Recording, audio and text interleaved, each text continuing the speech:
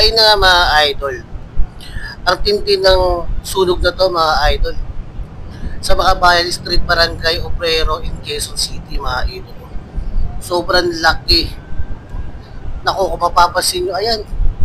Nakakaawa mga idol. Lintik. Sobra. Kawawa talaga.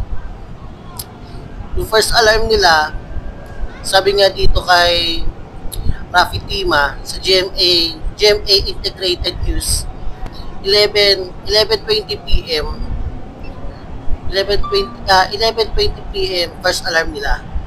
Tapos umabot agad ng third alarm at 11:56.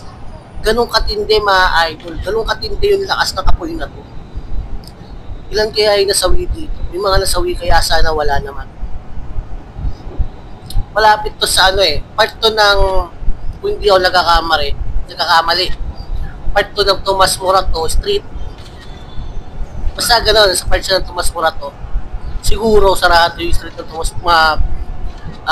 Tomas Morato kasi nga syempre, may mga firefighter na pumunta.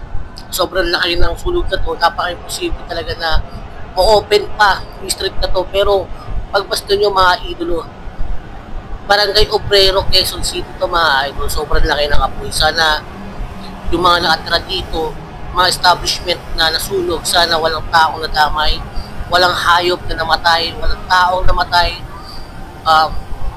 Pag-pray natin sila mga idol. Sobrang laki ng sunog na to. Kung mapapasin sa video to,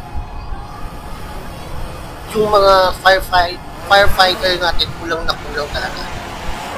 Sobrang laki. Itong video na to, galing to sa kay Rafi Tima, GMA Integrated News mga idol. Nakita ko lang to, pero sobrang nakakaatid ng puso mga idol. Sobrang laki ng sunog na to. Ano kayang gagawin ng pamahalan dito para makarecover or mga pangunang lunas para sa mga tao na salanta ng sunog mga idol. Dindig to. KCY TV Motor pala mga idol.